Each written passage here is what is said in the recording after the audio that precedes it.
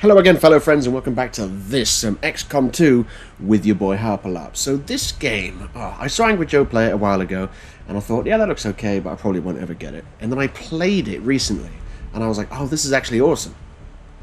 It's basically a strategic combat game where you have to move your characters around the level and set them all up and take turns to take down the enemy and stuff. It's great fun. But the part that caught my attention was the ability to customize all the soldiers. So what this is I'm going to make all my soldiers, my stream regulars and YouTube regulars, and permadeath is a thing on this game, so if they die, then they are dead. So this should be a fun little thing. I've done the tutorial. There's a little bit of... Well, there was a fair sizable part of story, actually. Basically, in the first game, aliens started invading, and I gather they won or something, and this is the sequel 20 years later. And you are the commander, who I guess was instrumental in the first game, and the first training mission shows you being broken out of this alien stasis pod at this facility by this group of people, the resistance, I guess, against the aliens, and they retrieved you, and now they're getting you up to speed. They pulled an implant out of your brain, which I guess the aliens were using to control you or something. I don't know. That remains to be seen. So that's what happened, and now I'm going to make the characters, and then I'm going to crack on with the first mission, and we shall see how this game goes. Okay, first character. Well, I think it stands to reason that I'm going to have to call him Petulant Panda. One eternity later. And we are back! I've made my entire army, I've played a fair portion of the game, so I understand how it works now, so that's a beautiful thing. Let's just look at the soldiers, shall we? The classic soldiers that will be dying for me in XCOM 2. Petulant Panda. Putting the I in VIP, Panda's tactical knowledge, deep understanding of his enemy's abilities, and all-round skill make him an irreplaceable asset. He must survive at all costs! It shouldn't be hard to keep him alive, though. This is one panda that isn't endangered. He is the danger. Archie Baxter. Mild-mannered lad by day, raging smash king by night, the Batch Bag has become feared in the theatre of war for his exceptional abuse of questionable Mario hitboxes. On more than one occasion, he's been seen throwing chains around and shouting, "Get over here!" No one knows why he does this, and when asked about it, he responds with what has been described as loud, screamy Archie noises. Mr. Misfit. Years of sustained confrontations have slowly embittered Misfit. His actions have left him with far more enemies than friends, just the way he likes it. Relentlessly determined, once he has a clear objective, he may be standoffish and often difficult to work with, but god damn is he reliable. Rowanka 05. Inspired by his favourite band, the Chats, young Rowan picked up a bass guitar and quickly rose to stardom. When the aliens invaded 20 years ago, he traded his bass for a sniper rifle. Bassists are not dissimilar to snipers. They may not be front and center, but you'd miss them if they weren't there. Supreme Dio. Few resistance fighters have suffered as much as Gary. Fewer still are capable of continuing to fight. A tortured past progressed to a tortured present, but if Gary's continued existence proves anything, it's that the human spirit is indomitable in the face of seemingly impossible situations. Spectacular Spider Nerd. Don't let the name fool you. This fucking nerd ain't no dweeb. He'll use his knowledge of electronics to heal his squad and in the same breath kill the shit out of anything foolish enough to stand between him and his hentai. I mean objective. Bone Jackals. Very little is known about this mysterious mercenary. Some say he once stabbed a group of men to death with a salt shaker for trying to steal his Borga. Others claim that he was once one of 3 legendary hired guns known as the Bone Boys. All anyone knows for certain is that when Bone shows up, shit gets done. Cabalin Khan. Caballing possesses the uncanny ability to quickly gain a deep understanding of a person's strengths and weaknesses and won't hesitate to offer advice, regardless of whether or not the recipient asked for it. A self-proclaimed asshole, Caballing relishes making people feel bad, so we gave him a shotgun and a sword. He'll probably die first. Considerable bulk. There wasn't enough room to put the full word considerable, that's why it's missing an E off the end. Just get off my back, old man. A man of great experience and charm, Bulk commands respect wherever he goes. Having trained with German dudes in the ways of combat, he's a source of great inspiration to everyone around him. Contrary to common belief, his headband of enduring resilience does in fact provide no protection against alien attacks. He just thinks it looks cool. Miss Phoenix Prime 05. You never know when Wit will appear, but when she does, you know you're in for a wild time. Her monocle of increased noticement, a gift from Bulk, allows her to spot blades in need of booping and frogs in need of Pringles from thousands of miles away. It's presumed that this is a good thing. Carlos, 1, 2, 3, 4, 5, 6, 7, 8. One of the Resistance's absolute finest, Carlos excels at hitting hard and fast, demonstrating great power and agility. He attributes his twitchy demeanor to a past life where he claims to have been a Shaolin monk with a penchant for unusual hats. I've always been kinda jumpy, he explains with a wry smile. Edgelord. When you're facing a dangerous enemy, you need something that gives you an edge, and no man gives more edge than Deadborg. His edge knows no limit. He'll use words far too edgy to repeat here with reckless abandon, and if Shock and Awe was a human, it would look just like this. He's good to have around, though. Just don't cut yourself on that edge. Lucky Luck, sir. Named for his near supernatural good fortune on the battlefield, Lucky spends so much time dodging bullets his enemies can't help but begin to respect him. This quasi-Stockholm syndrome makes them lower their guard just enough for Lucky to get in close and land a devastating strike with his sword as he yells, "Ho, snap!" Eppen von Richthofen. Brazilian scientists are something else. In their pursuit of creating the world's first super soldier, codenamed Ayrton, they spliced the DNA of one of Formula One's greatest drivers with somehow the DNA of a fictional German scientist from an old video game.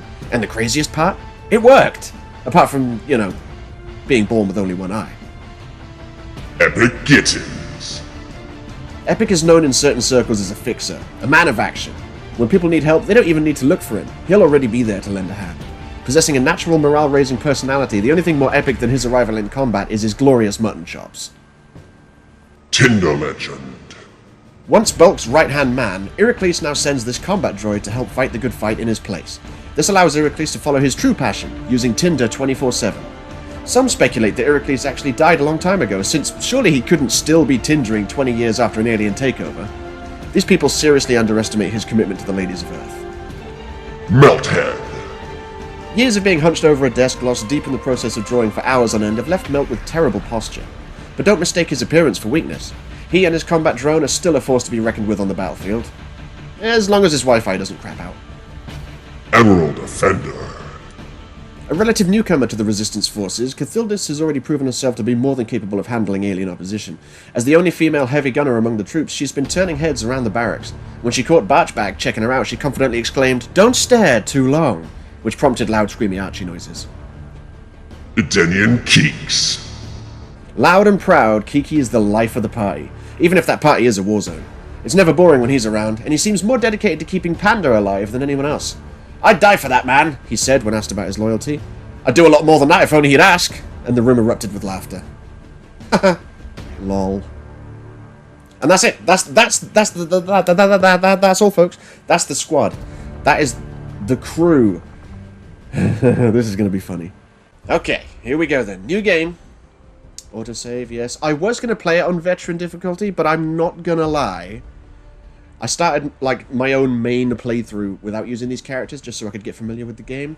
And I quickly put it back onto rookie difficulty, because it's actually surprisingly difficult. And, considering, finishing missions isn't difficult. Finishing missions with no one dying is difficult. It's very difficult. That's kind of the point of the game.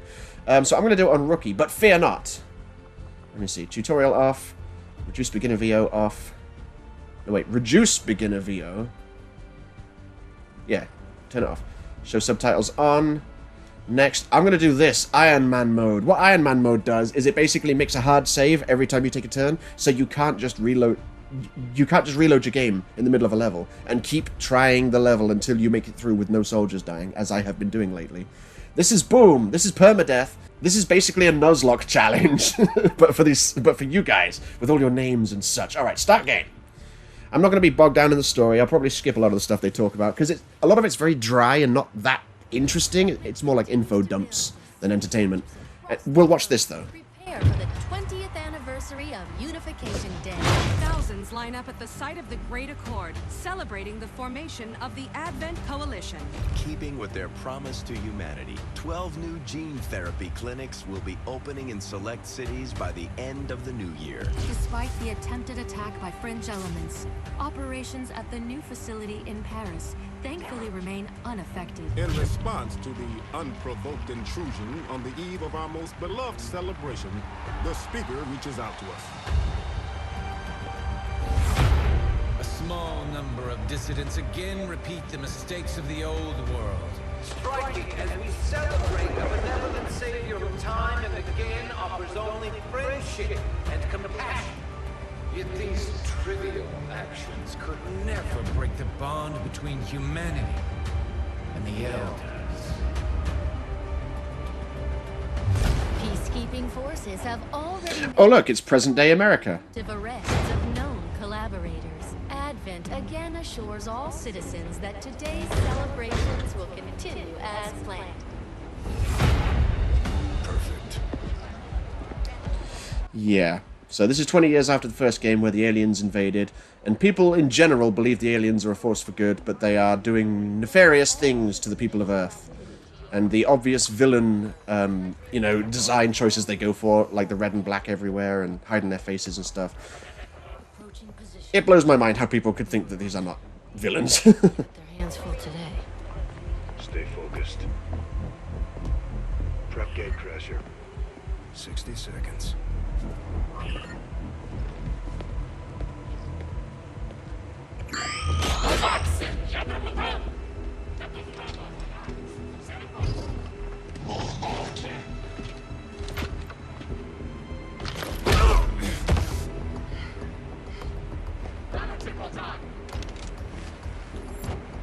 Just put this here, pompity-pom, slight distraction.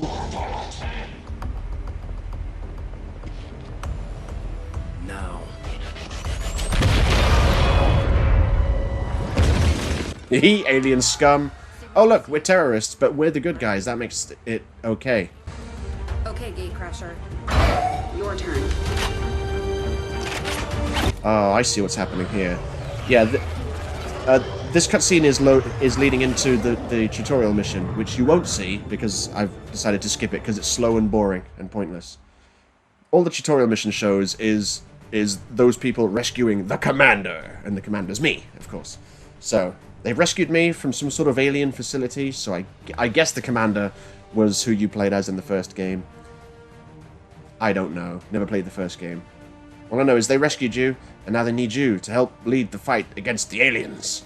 The aliens have had long enough to establish their peaceful enclaves within the city. This. It's time we move in and show them the fight isn't over yet. We got ourselves a Batch Bag, we got ourselves a Gary, we got ourselves an Ayrton von Richthofen, and I don't know who the fourth person was. Secure the target site and eliminate any hostile contacts in the air. Excellent. Okay, so the way it works is they're going to give me some random soldiers from that list I made, and then throughout the game you can recruit soldiers via various means, and I'll be able to recruit other soldiers. Ah, it's a wit! You never know when a wit's going to appear with her monocle of increased noticement, which unlike Bulk's headband of increased resilience, sorry, headband of enduring resilience, the monocle of increased noticement actually does something.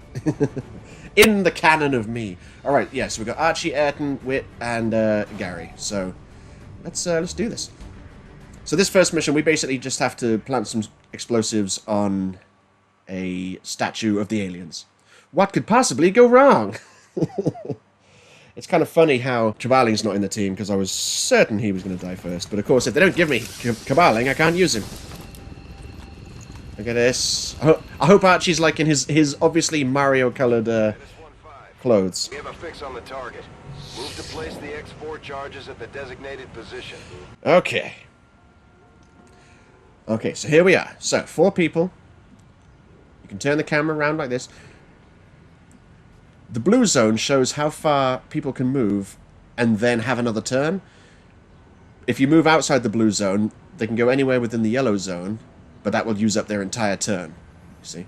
So, well, there's the statue I need to put some C4 on. All this fog, the fog of war, there could be enemies in there, aliens, could be all sorts. I'm kind of surprised we're starting so close, but at the same time I'm not, because it is the first mission, isn't it? So, the idea is you want to move sort of slowly and surely and be all tactical and stuff. So, I'm just going to bring... Who am I first? Gary's first. Gary's going to go down there and take some cover. Going to take some cover down there by those tables. And then I'm going to do this. You're going to get... Oh, hang on. These guys make up the bulk of the Advent forces we've dealt with. They're disciplined and well-equipped, but their obedience makes them predictable. Yeah, they're assholes, too. Alright. Okay, so go back to Gary, because it's still his turn. And now that he's here, let's turn the camera back around this way. So these red marks here, if I go into these red marks, then I'm spotted by the enemy, and then concealment is broken. Ideally, you want concealment, because then you can launch ambushes on people and such. So, since I don't intend on revealing my position to anyone just yet, I'm gonna push Gary a little... do I dare? Do I dare? Because Iron Man's on, and if he dies, it's over. These people are just civilians, but if they spot me, it'll still give our presence away. And, because don't forget, according to them, we're terrorists. These red marks over here, these are for these two enemies, and I don't know if they're on patrol. If they're on patrol, these red marks will move with them, and I don't want them to, like, walk over here and spot Gary. So I'm going to place him... Turn the camera. I'm going to place him right there. That's Gary's turn over, okay?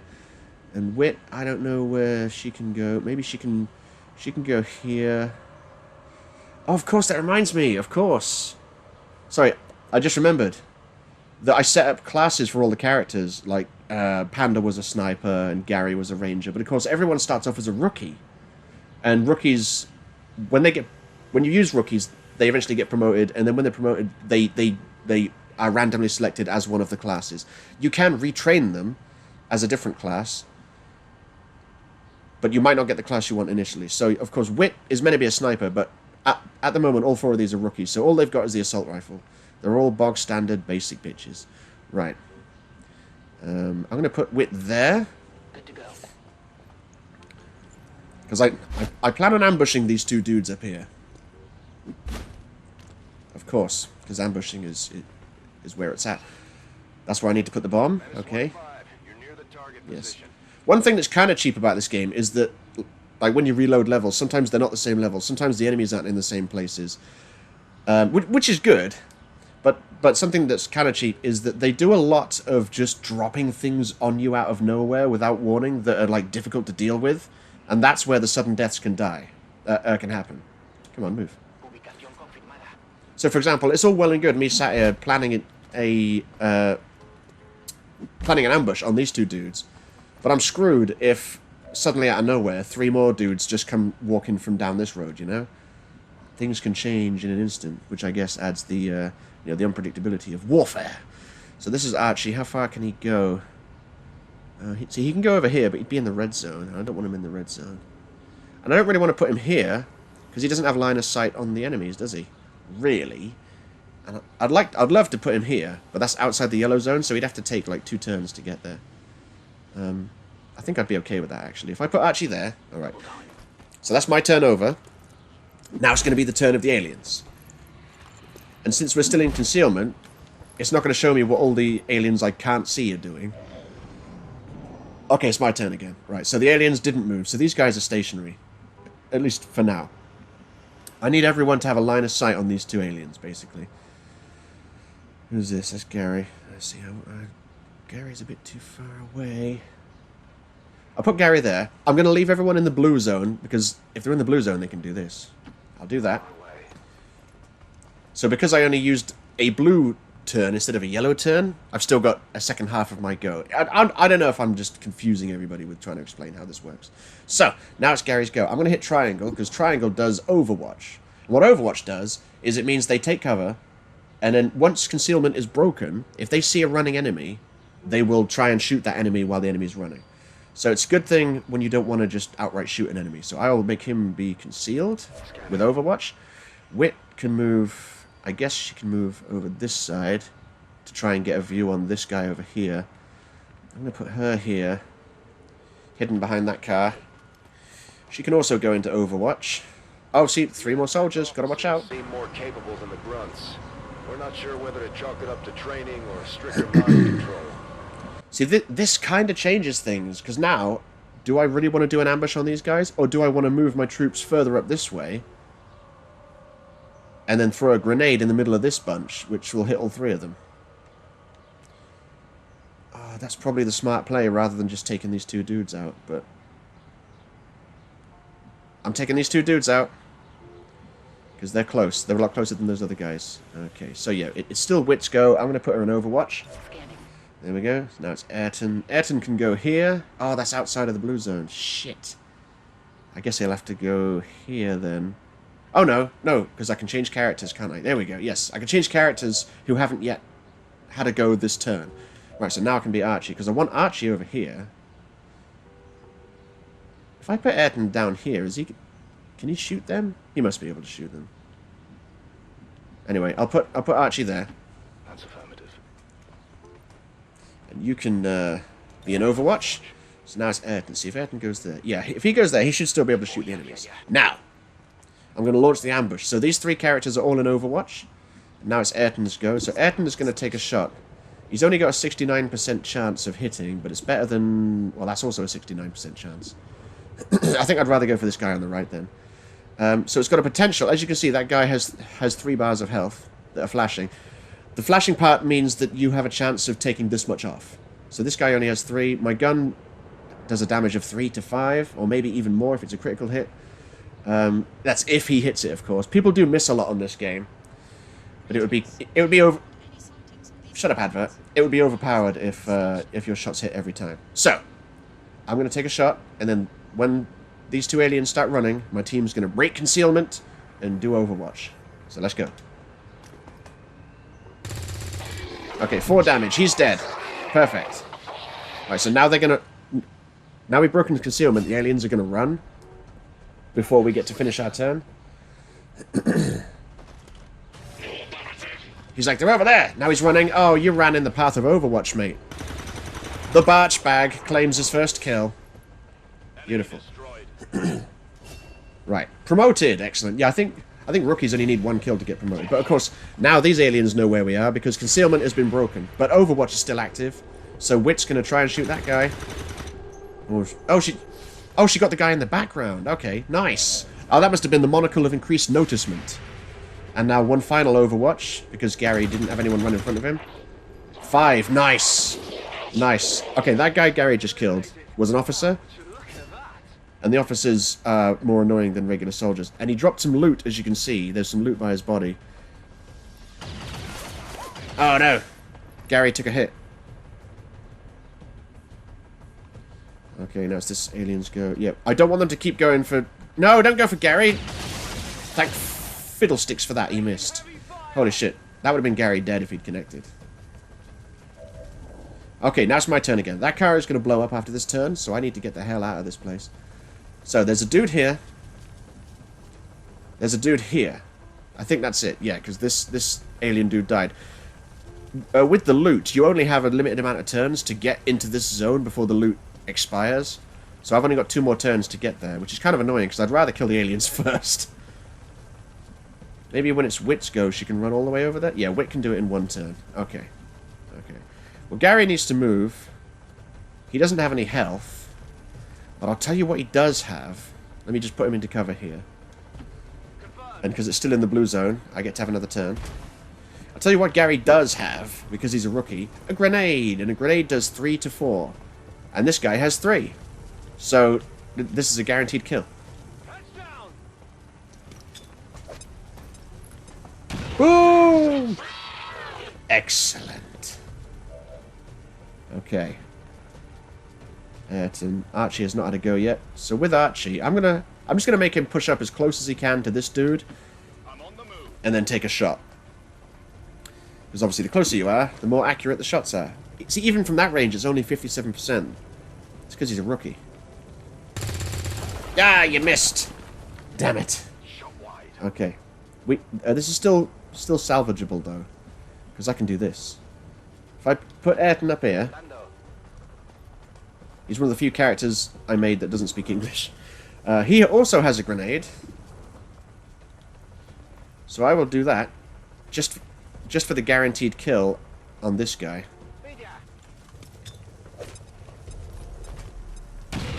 Yeah, boy! Okay, now that lorry is about to blow up. But we need to get out of this hole. Okay, this is Ayrton's second turn. Okay. I'm going to put him there and then stick him in Overwatch. Just in case anyone turns... Oh, that was Wit. I was meant to be using Ayrton. Oh, well.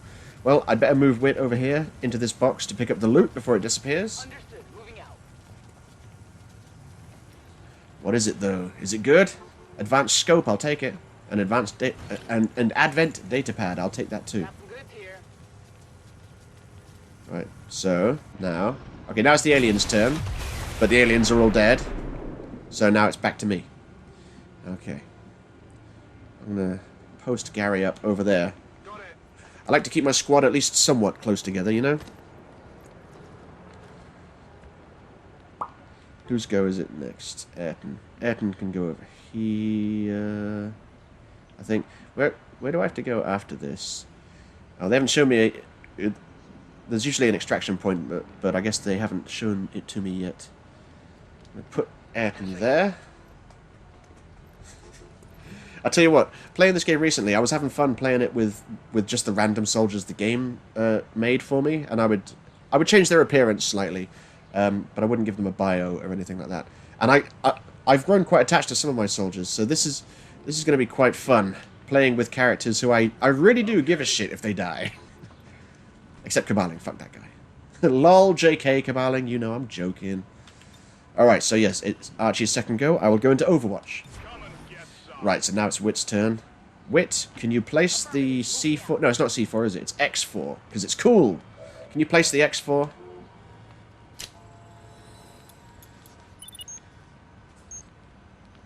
Excellent. So now they're going to give me an extraction point. Or they're not. Okay, that's odd. That's weird. Normally they give you an extraction point and you have to go there and then extract. But I guess on this mission they said you don't have to worry about that. Okay, one soldier was wounded. We know who that is. That's Gary, because he got shot. But everyone else did not get shot, luckily. So mission complete. Excellent. Not flawless. It's so hard to get flawless, because you... I mean, here's the thing that I've noticed. If people get hurt, then they're classed as wounded when the mission's over. Even if you heal them with a health pack, so that they end the mission with, like, full health, they were still wounded on that mission, and people take time to recover from wounds. Look at this, though. Most damage dealt, Gary. Most attacks, Gary. Most under fire, Gary. Moved furthest, Gary. Oh, man.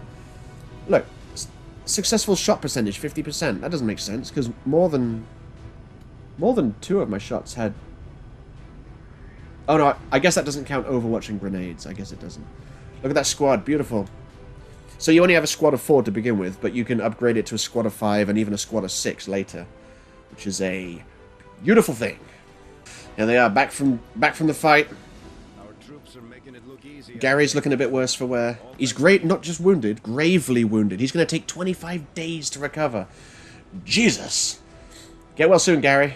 But everyone got promoted, so let's see. Let's see what class they go into. Or hopefully they'll go into the class I assigned them. Nope, Gary is not meant to be a sniper. Gary was meant to be a ranger, damn it! Okay, yeah, I know how snipers work. He's gained squad sight. You can target enemies within squad mate's sight, provided there is line of sight to the target. So yeah, as long as there's line of sight, they don't have to be within my vision, which kind of contradicts the line of sight, but... It's all stuff to do with the fog of war. Right, Archie has been promoted. He's a ranger. That's what Gary was supposed to be. Okay, now Wit is supposed to be a sniper. Let's see what that gives her.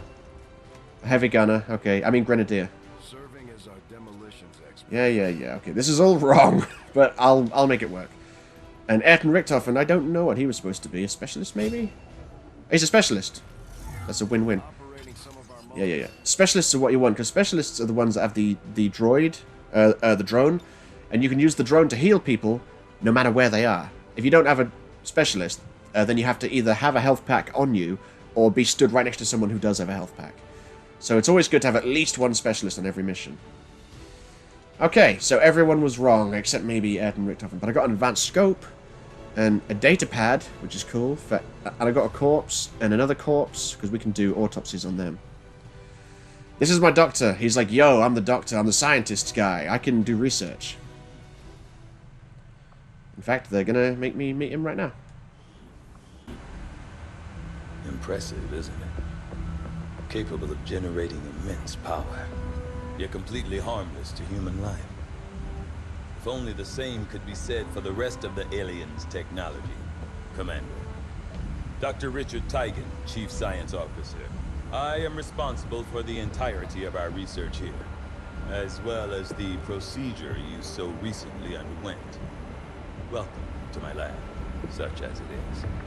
I'm not sure what Central may have told you, but we found something while removing you from the alien stasis suit. A device implanted directly in your occipital lobe.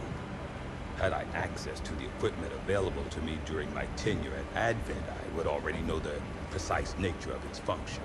However, given time and your approval, of course, Commander, I assure you, I will find out. Which brings to light an additional point.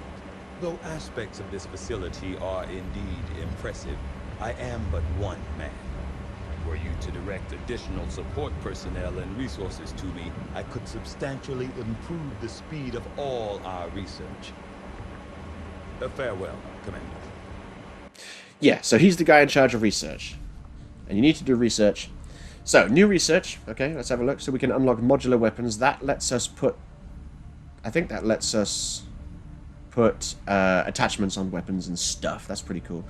Hybrid materials. By studying the underlying alien technology, our research could lead to vast improvements to our equipment. It doesn't really say in what way, though. I presume it just gives you more health or something. The alien biotech. That was that weird thing that was in my skull. And an Advent datapad. Let's just do the alien biotech. So it's going to take 5 days, estimated time, to complete that research. So, bosh. So now they want me to go to engineering. By the way, this Fallout Shelter-looking motherfucker, this is the Avenger. This is the big, giant alien ship that is our home base. So it's like, I think maybe you fought one of these in the first game or something, and now the humans have control of it? I don't know. So let's go to engineering and meet Shen. Okay, reworked your repulsors with some of the parts I salvaged from your old engine. Should fix that stabilization problem you had. Come on, Rover. It'll work. Commander! Getting our tech to talk to theirs is harder than you'd think. Lily Shen, Chief Engineer, at your service. You were probably expecting to see my father. In all that's happened, I'm guessing Central didn't tell you yet. He's gone. Dad gave everything he had to get us this far. This entire ship is his life's work. I know he would have loved to show you around the place himself. He used to talk about you a lot. You can be sure I'm ready to finish what he started.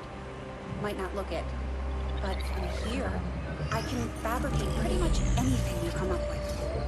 And with a little more help, well, you'd be amazed with what I can do. Yeah, you can build me... Honor to finally meet you, Commander. You can build me health packs. You'll be doing a lot of that. Okay, so yeah, you can build stuff, but I don't think I've got anything available. Okay, flashbang, medikit, smoke. I should...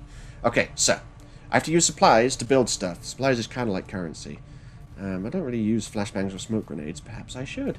The problem with this is that early on, soldiers can only take one special item into battle with them. And it's usually a grenade or a health kit.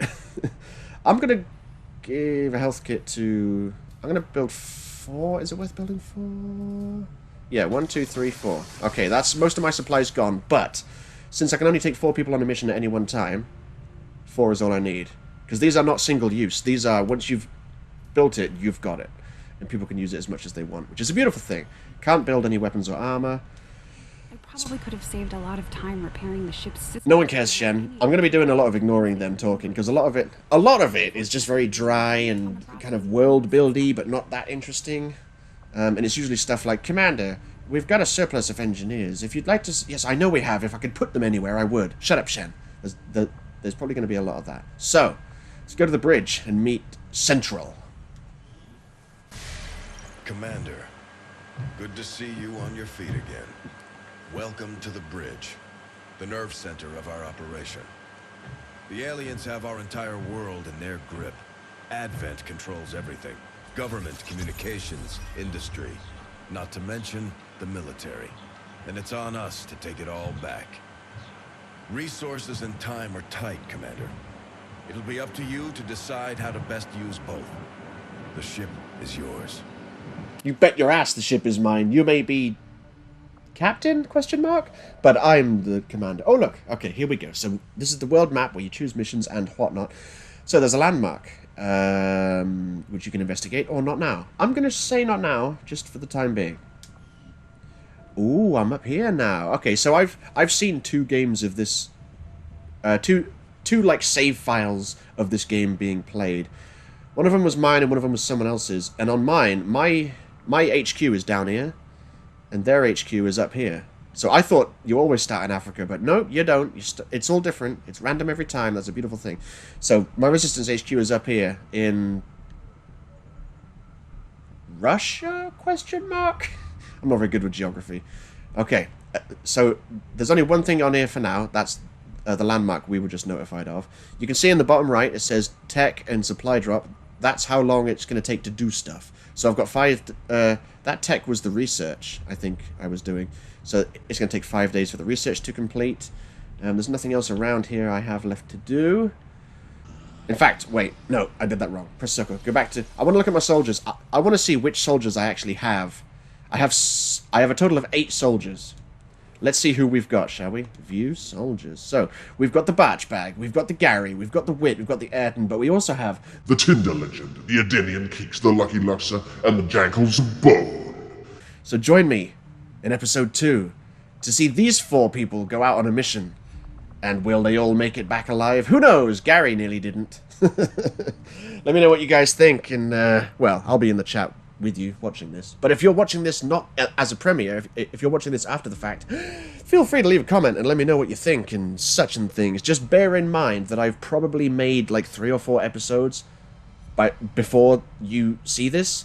So if there's any changes you want me to make, don't expect them to happen anytime soon. That's how video production works. I'm going to say peace, and Gary survived Greece.